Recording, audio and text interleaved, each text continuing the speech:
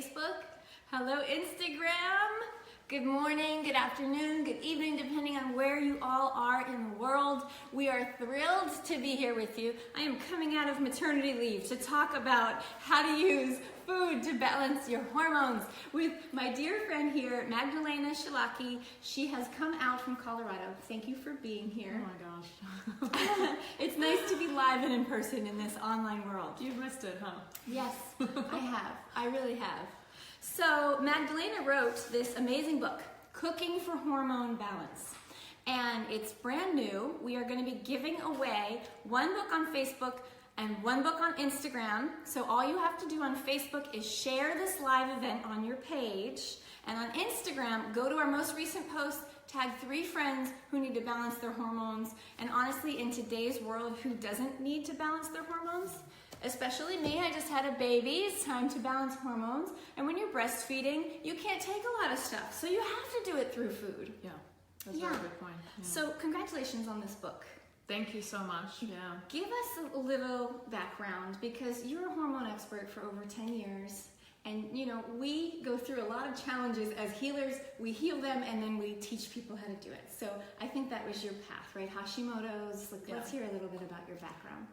Hashimoto's, estrogen dominance, adrenal deficiency, issues with gut issues for a very, very long time.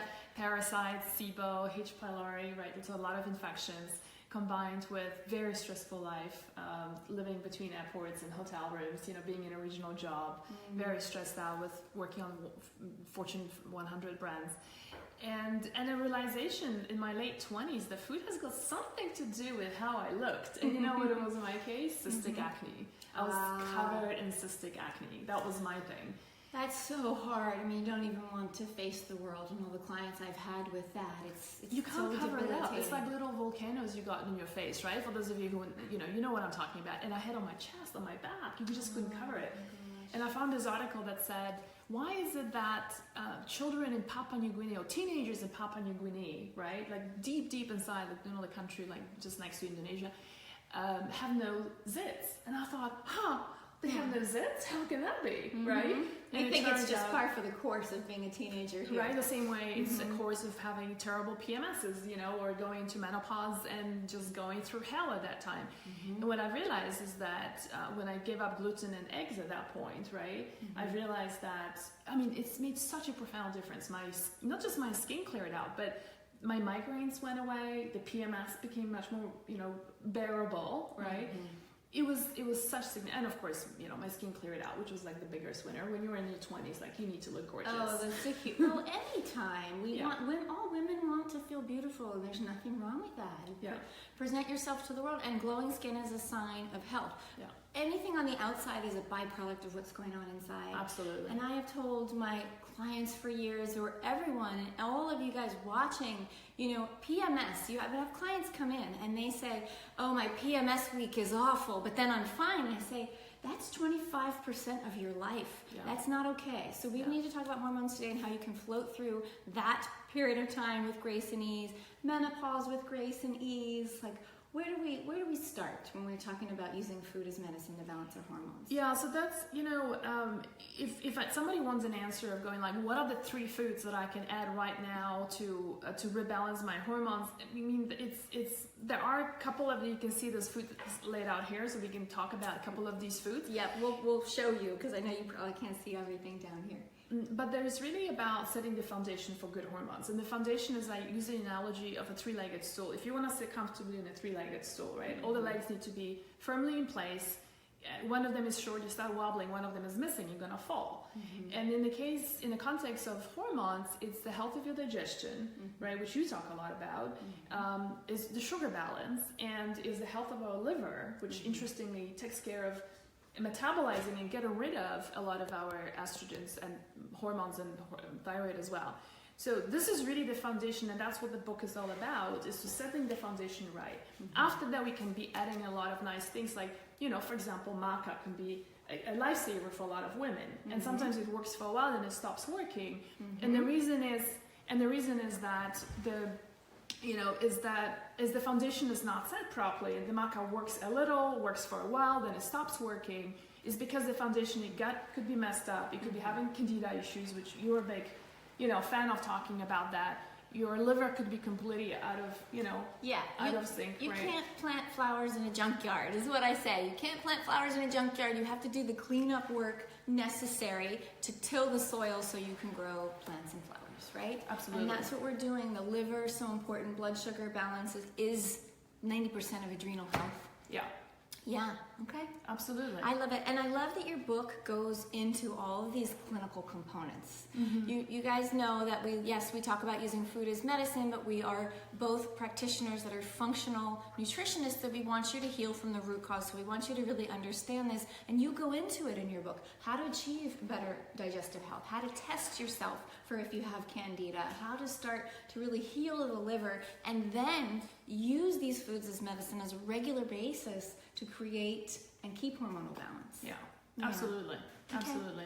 Let's talk. Okay, so one thing that I know we got a lot of positive feedback from all of you when we said we're going to talk about 20 superfoods that create hormonal balance. And so I love whenever we do a live with our tribe, I like for you guys to all take notes and everybody have action items, right? So at the end of this, I want at least 5 things, 5 new foods, 5 things you're going to do differently to start creating hormonal balance as soon as we're finished, right? We are all so busy, and if we're going to spend our time watching something, it better be positive effects in our life. So let's talk about some of the foods that we have here on the table. I think we should start off talking about maca because you just mentioned it. I've talked about maca a lot in my fertility book, and I know that we're on the same page with maca. Oh, I see. Okay. Just talk louder. All right. Okay, Oh, we need we to gotta talk talk louder. louder. Can you Okay. guys not hear us? All right. So go, Magdalena. Why do we need gelatinized maca? Yeah. So here's an interesting thing about maca. Every time we post something on Facebook about maca on Instagram, we get half of the comments coming in saying, I could not live without it. And the other half says, I had such horrible reaction to it. And the reason why a lot of people are having a reaction to is that you do not want to be doing raw maca. That's the first rule. Yeah. When you travel to Peru, they actually boil it down, mash it, dehydrate it, and it's done on purpose. You're not supposed to be eating raw maca as much as there's a raw food movement. I don't everywhere. even know why they create it. Right. Right? Totally. Yeah. I think it's part of the whole raw food movement. Fantastic for PMSs, perimenopause, so like hot flashes, night sweats. It can help a bunch. Fertility. We That's both another like one. the same phenotype, the yellow maca for fertility. Yeah, which is also known as Maca peruvianum. The step down below that would be the Mayeni, which is, in this case, that's a type that you can also get. The other thing about maca to consider is the amount you're starting off with. So always start off with like 1 teaspoon and then building up to a tablespoon. You do not want to be doing more than 1 tablespoon. A lot of times we think more is better. No. It doesn't have to be. You can overdo it with food and superfoods, absolutely. Yes, the dose And makes if the it difference. doesn't agree with you, just back off, and there are so many other tools that you can incorporate. So that could be one action item, guys. You can start to add that in your smoothies, maybe. Yeah. Maybe. Would Yeah. you add it any other place besides a smoothie? I would add it to desserts, like, we're going to be talking about the melties. This is that I a prepared. recipe from your book, The Melties. It is a Okay. recipe from a cookbook. You can put maca into this and be very creative Okay. with what to add to melties. So Tell me what's in the Melties. Mel- What's the green? the green uses matcha. So the base is using coconut butter, coconut oil. I'm wondering, do you guys know coconut butter? Is anyone using coconut butter here? Oh, yeah. Right? Oh, yeah. You've trained them well. Absolutely. They're using coconut butter and coconut oil. We love the medium chain fatty acids. Fantastic. But tell us the difference of why coconut butter, what the different point between coconut oil and coconut butter health-wise? It's got a lot more, it's got fiber, it's got the meat in it, Yes. right? So the meat and fiber and proteins are not taking out. So oil is just the oil. Here you also have all the fiber, the protein in it. What's also cool is that, then you're using lime juice and lime zest, which is, do you want to have a piece? Yeah, I have to try it. You'll never miss cheese, right? When Yeah, you have with coconut this. butter or even cashews. Yeah. Yeah. And so then I got a little creative, and the green ones are using matcha. These are so good. Matcha green tea. Thank you. Okay. And then I started being playful last night. I was making them before, our get together here, and I made them with a bit of chocolate. So you can start being really creative and start doing a lot of different things, like Chocolate cheesecake. Yeah. And then would you ever make them with pomegranates? I see you have them on the table for hormonal balance. I love them for heart health too. Yeah, absolutely. So pomegranates is another, one of those foods that have been used in, whether it's in Persia, whether it's in India. Fertility goddess food, huh? Absolutely, right? But also, interestingly, for women going through perimenopause, like beginning to have hot flashes and night sweats, this can also help, right? So it's a beautiful, it contains, on the biochemistry of behind it, right? It's the selective estrogen receptor modulator, which means that it helps to bring in the good estrogens and blocks the bad estrogens from coming through. Super important. I think that is, could you just talk about that for one more minute? I interviewed, I don't know if you know Mesh Seibel. Yes, of course. He talks a lot about, he's helping us to stop demonizing estrogen, right? Yes. The most important midlife medical decision a woman ever makes is what to do with estrogen, and it's not all bad. So just educate our tribe quickly about the difference between good and bad estrogen. Sure. So you might have heard the expression estrogen dominance. If you haven't, then symptoms such as PMS, having also storing fat around your hips and your thighs, or things like irregular periods, super heavy periods. But also, thyroid lumps, thyroid cancer, nodules, estrogen receptor positive breast cancers, which is majority of breast cancers in the United States, 80% of them, right? Lumps, fibrocystic breasts, when you've just got this pain. And I don't need to tell you, the pain, the fear that when you find a lump on your breast, right? It's like one of the most awful times of your life, right? Every woman remembers that. It's like, what do I do? All of that can be due to estrogen dominance. And what happens is that we need estrogen. So Mash was absolutely right. Let's not demonize it. The problem is there's two issues. One is how we break down these estrogens into metabolites happens in the gut and in the liver. And that balance has to be somewhere in the middle. Unfortunately, we have a lot of digestive issues, poor health of our liver, introduce a lot of chemicals from skincare products, right? That balance goes towards those antagonistic, those carcinogenic, if you will, estrogens. The other possibility is that you have too little progesterone as compared to opposed progesterone. And progesterone is something that, you cannot find in food. What we can do is we can bring in certain foods to support the production of progesterone in the body, but we need to have a balance of those two. Yes. Okay, so now tell me how to use pomegranates and how do they help with the estrogen balance, and then a couple of foods I'm thinking that help progesterone balance, like bananas. You basically want to use foods high in vitamin B6 that are precursors to making progesterone. Right? Absolutely, yeah. So B6, but also, so let's talk about pomegranates first. So they contain something called the selective estrogen receptor modulator. And so, like I said earlier, is that those bad estrogens are basically blocked from coming through. And it's only when the bad estrogen gets into the cell, for example, when you have thyroid nodules or breast lumps, right? It's those bad estrogens, those metabolites that cause the growth of malignant tissue. So something like a pomegranate is a natural way of blocking that. That's why it's called, selective estrogen receptor modulator, because it selects which estrogen gets through and which one doesn't. I mean, this is biochemistry. Absolutely. It's so powerful. Food is one of the most powerful forces we have. Stop bringing those in. If there's fresh pomegranates around your area, start bringing them into salads, you can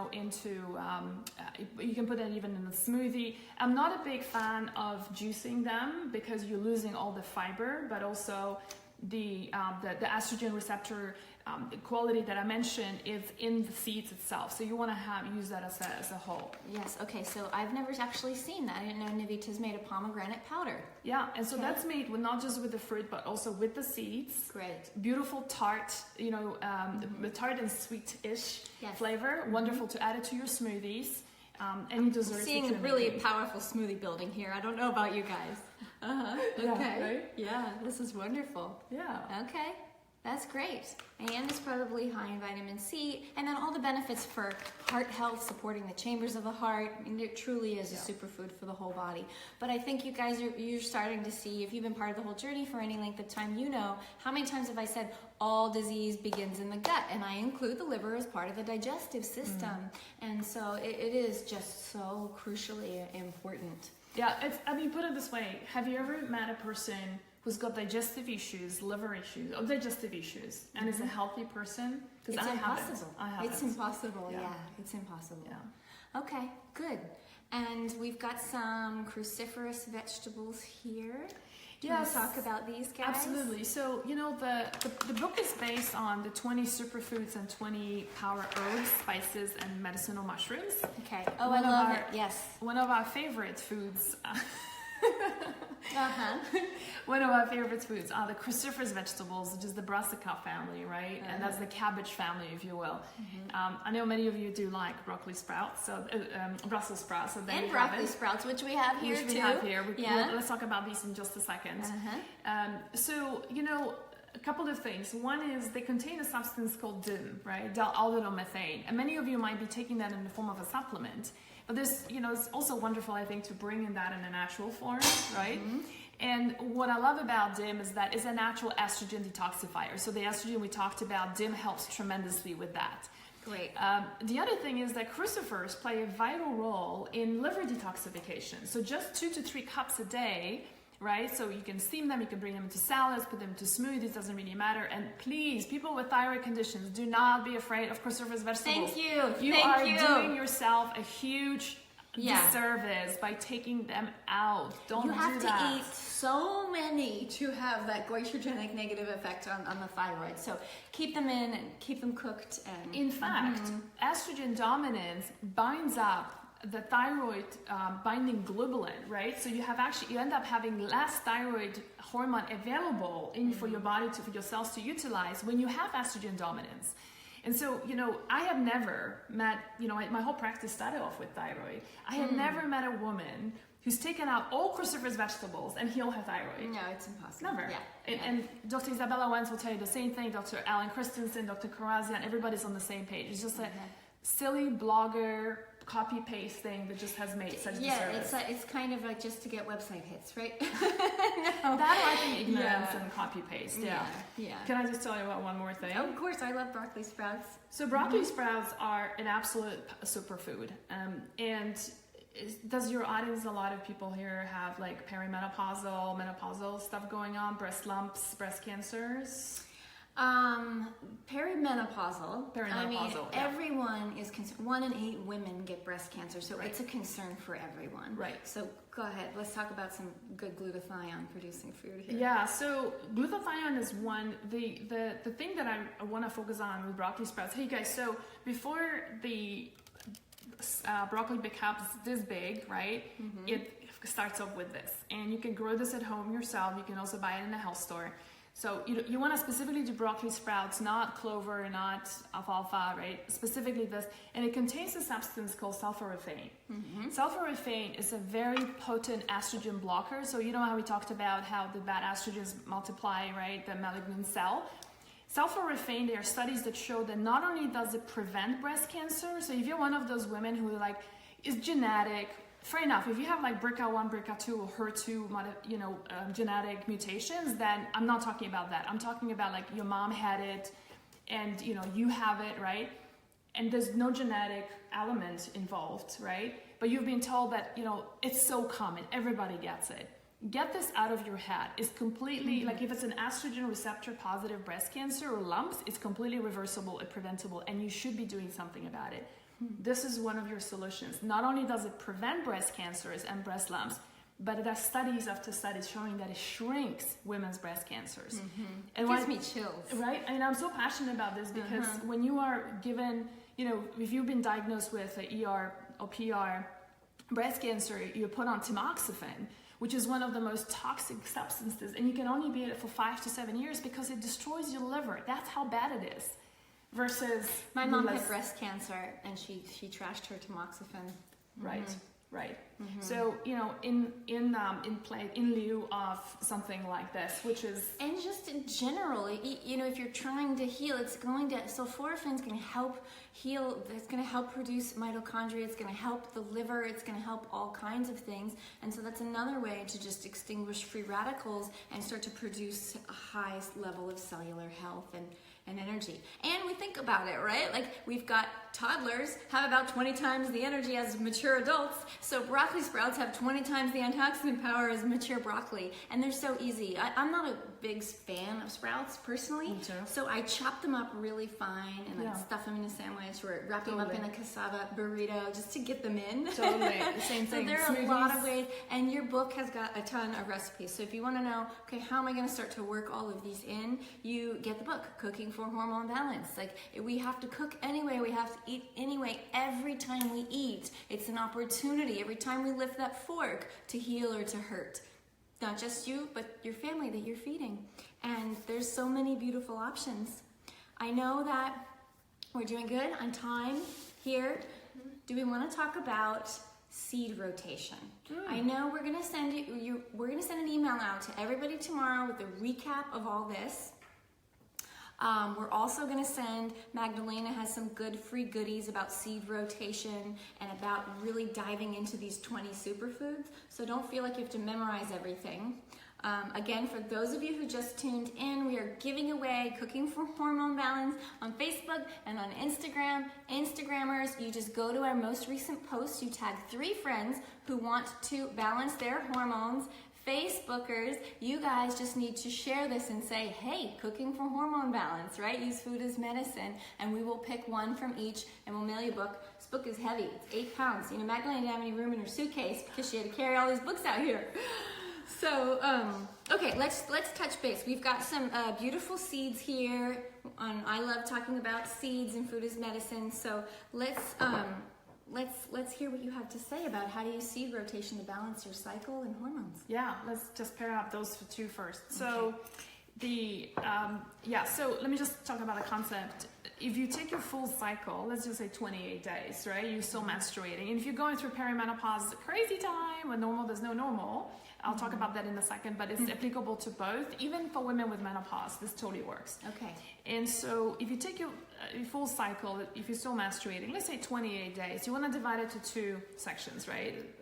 The first part will be your follicular phase. That's from day 1 of your cycle, which is day 1 of your period, to day 14, which is around your ovulation. And then you're switching over to, in a luteal phase, right? Day 15 to 28, you switch over to different kind of seeds to help you promote progesterone. So the first cycle is all about building up estrogen. The second cycle is all about building up your progesterone levels. I love this so much. Right? So the first part is, and you might have heard of this, that flaxseed is estrogenic. So this is to your point, like a lot of myths get, you're talking to Mash about estrogen is good. Well, guess what? This is a beautiful source of estrogen. This is the kind of estrogen you do want. There's no need for being afraid. So what we want to do is combine flaxseed together with pumpkin seeds, and that's going to help us tremendously with estrogen production, right? You want to open up the flaxseed and grind it? Yes. So 1 tablespoon freshly ground. Great. Okay. As you coffee can see, grinder. Don't drink coffee anymore. Ditch the coffee and grind your seeds in there. Oh, you're so my sister. So as you can see, we're showing that in the full form, right? Because that's how we store it here. If I pre-grind it, I do get lazy. So I do pre-grind mine, but for no more than 3-4 days, and I keep it in the fridge in an airtight container. You do not want flaxseed to get oxidized, because then it just loses its potency. So that's that. And then you switch over to another pair of seeds, which is basically the same thing, 1 tablespoon ground each, which is this time around will be sunflower seeds. And right at the bottom, you can see Krista likes to combine her seeds. So right at the bottom here. We literally just pulled these out of my fridge. Yes, hemp is on top, so ignore those for the purposes of this broadcast. Yes, ignore the hemp. Just focus on the sesame seeds at the bottom together with sunflower seeds. You know why? Plus you're getting vitamin E. This is awesome. Okay, go Zinc ahead. and vitamin E are the critical compounds here that will help us with production of progesterone. Okay. Right, a natural production. And you also get the calcium from the sesame seeds. And you get the fiber to help And you you poop. get the fiber to help you poop. And you know what? The better your poops, the more you're pulling excess estrogen out of the body. And, big parasite killer here, pumpkin seeds. Ah, did not know that. Yeah, so we're, you can't separate. It's not like one food is just good for the hormones and that one's just good for the digestion. It's all whole body health. Yeah. Yeah. Yeah. And do we have is there a good place they can download the seed rotation thing?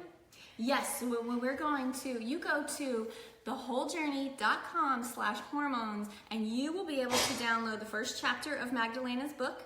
You're giving away 6 of the recipes we talked about today.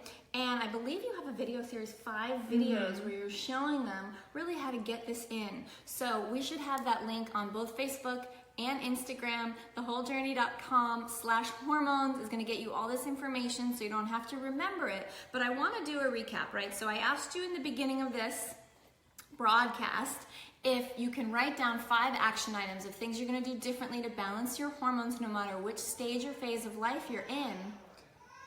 Oh, I hear the future CEO of The Whole Journey crying. If we could get him to stop crying, I'm going to introduce my little Austin Levi, my little 6-week-old angel. So the 5 things that I've been taking notes, and I'm going to follow up with all of you via email tomorrow, is I would like to see you getting coconut butter in your diet. In a lot of these, we can make one huge smoothie, right? We want to get pomegranates in. We want to get maca in. Cruciferous vegetables, broccoli sprouts, and start looking into the seed cycle and really tracking your period, day 1 through 14, right? We're building estrogen, day 14, 15 through 28. Yeah. We're building progesterone and we're creating balance. And we really need to mention how much payoff this will have on emotional health. Oh my gosh. On your sense of calm and balance and peace and sleep. And this is how I came into nutrition, using food as that calming, grounding anchor and the energetics of food. Rather than a source of fear and confusion. Right? Yes. It's a source, it's the greatest power any of us have for our health and our emotional well-being. So thewholejourney.com/hormones. You will be able to download all of this. We're going to follow up with you in email tomorrow. And Stacy, do you want to bring out my little angel? Is he settled? What do you think?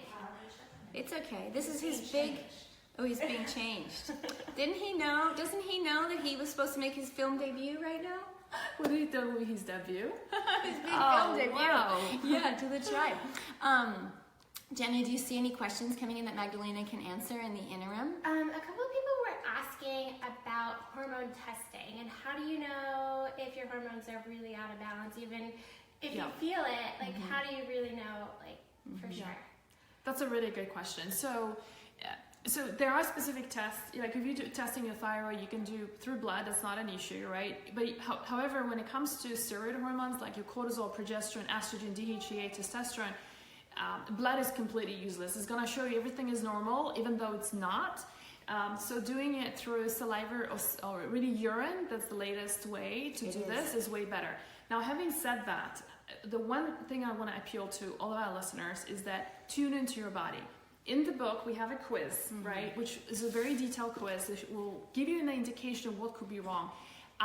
Wrong as in what could be out of balance. Something is wrong, but something is out of balance. And I really want to urge you to look into that, because I have seen so many women coming back saying, my doctor says my progesterone is perfectly fine. Yet this person has got anxiety attacks, she can't get pregnant, her periods are irregular. Oh, we got. Was that Instagram or Facebook? Facebook. Facebook, we dropped you in the arugula. We're sorry. Did you see the greens? Yes. Did you see we dropped you into this plate? Yeah, we and Jenny's sitting on the other side of the camera, shaking her head. I mean, I think everyone that's listening and watching, we get so frustrated with mainstream medicine, where we spend all this time, money, and energy running these labs that are effectively useless to be told we're fine when we're clearly not. Yeah. And we can clearly, even when we're fine, we're out of that dis-ease range, right? But we're really not feeling well. So I would like to say, if you want to run these tests, you need to work with a functional medicine practitioner or an integrative doctor. Who really understands hormones. I just want to preface that. Right. Because a lot of people don't. A functional endocrinologist is like the bee's knees, right? That's what you want to find, because otherwise, you're going to get and as you said, I really like what you said just now about ranges, right? Ranges, for example, progesterone, could be from 50 to actually like 220. That's a huge range. Right, and the doctor's like, hey, you're fine, but functionally, we're going to look at this and say, oh, if you're not here, you're having all kinds of symptoms. Yeah, exactly. So don't turn off the symptoms. Like, don't listen to your body. Yeah. Oh, our little CEO looks like he's ready. Hi, Bubba. Oh my goodness. Oh, hi, Buggy. All right. Hey, everybody. Oh, hi, pumpkins. This is Austin. Can we see him? Yeah, we can see it. Yay! Hey, Bubba. What happened? We had to take off your outfit. Yeah. We're going to tell everyone how old Austin is now. Oh, he just did a burp. Okay, excuse you. He is 6 weeks old today. My little chunky monkey, though he's over 12 pounds. And we brought him to his first chiropractic appointment last week, and the doctor said, he looks like he's 4 months old. Well, he did come out at 9 pounds. I know, 9.5 pound baby. Can you believe I had a 9.5 pound baby? Oh Oh. my goodness. Okay, let me pass him over. Ooh. Goodbye, honey. Okay, thank you everybody so much for being here. It's nice to connect with you all again. Magdalena, you're awesome. I mean, really, you're a wealth of knowledge. I feel like we could have hours. So I guess we just get the book, huh? That's what we have to do. Get the book, read the book. There's a ton of clinical knowledge in the book. It's not just a cookbook. And it's going to rewire your whole thought process behind cooking. So lots of love. Thewholejourney.com/hormones. We'll see you there. Bye, everybody.